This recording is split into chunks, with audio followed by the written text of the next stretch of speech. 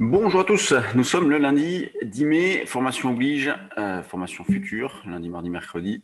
Je fais le commentaire de marché avant l'ouverture des actions, donc puisqu'il est actuellement 8h32, des marchés qui restent toujours extrêmement fermes, c'est le moins qu'on puisse dire, qui poursuivent. Belle progression sur la semaine dernière, puisque en début de semaine, le CAC était autour des 6200 points.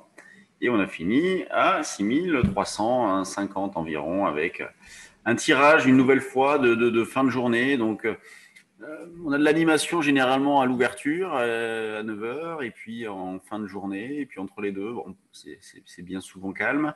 Donc un CAC actuellement à 6379 points dans la lignée des marchés américains qui ont terminé en belle hausse vendredi, 0,66 pour le Jones, 0,88 pour le Nasdaq, 0,74 pour l'S&P 500.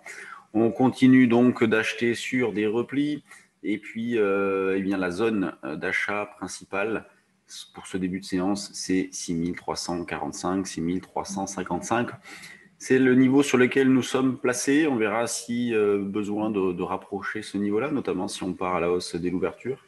Donc voilà l'idée principale de ce début de journée. Alors 6345,55, éventuellement vendredi 6323. Vendredi, qu'est-ce qu'on a fait? Eh bien, on a acheté sur des replis conformément à nos indications et notamment ici 6323. Moi, je l'ai fait puis j'ai revendu à 53. Donc ça faisait un bel écart, une trentaine de points. La semaine dernière, on a eu un retour de la volatilité, donc c'est ce qui nous a permis vraiment de réaliser de beaux écarts, une belle fréquence d'écart et de beaux écarts, donc vraiment belle semaine de trading la semaine dernière. Espérons que celle-ci se déroule sur le même rythme. Sur le DAX, là c'est pareil, on cherche à acheter. On va dire 15 385, 15 365, 15 315, 20. Vendredi, moi j'ai joué ce niveau-là aussi. Vous voyez, en même temps, j'ai acheté le CAC à 6 320 et le DAX à 15 320. Donc, les deux ont parfaitement fonctionné puisqu'on a eu de beaux rebonds derrière. Bon, maintenant, c'est un petit peu loin, 15 320, surtout quand on est une centaine de points au-dessus, d'où le 15 385, pourquoi pas, donc un niveau un petit peu plus agressif. On va voir ce qui se passe à l'ouverture. L'eurodoll, lui, revient dans le haut de la zone, le haut de la zone de neutralisation qui va aller, pour faire simple, jusqu'à 1,22. Donc toujours alternance hausse-baisse. La semaine dernière, on a acheté principalement sur l'eurodoll et notamment dans cette zone autour des 1,20. Alors on a allégé, on a gardé éventuellement un petit solde pour un double top ici, puis là on va essayer de recommencer avec par exemple un 21,05 comme niveau d'achat. Puis sinon après le niveau en dessous, il est assez évident, il se situe autour des 1,2055, 60.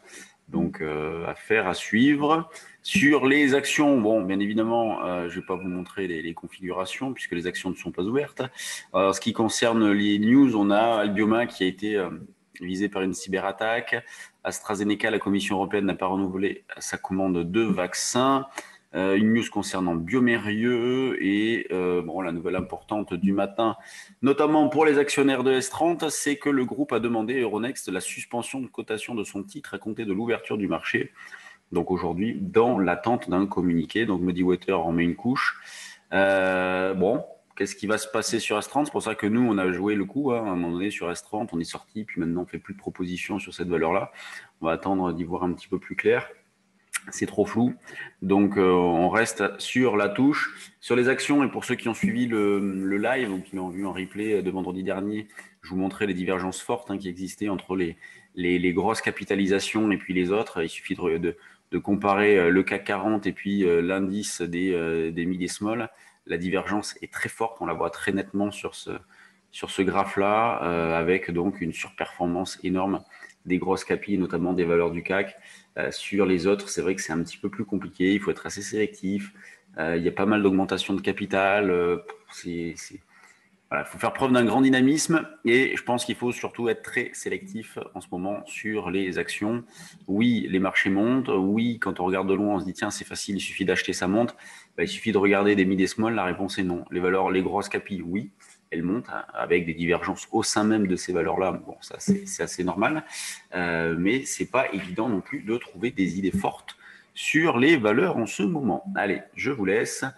On va démarrer le stage dans une quinzaine de minutes, 3 jours de formation. Ça va être intensif. Et donc, je verrai si demain je peux faire ce en bourse. Sinon, je vous retrouverai vendredi, parce que mercredi, journée de trading, jeudi, des trading live.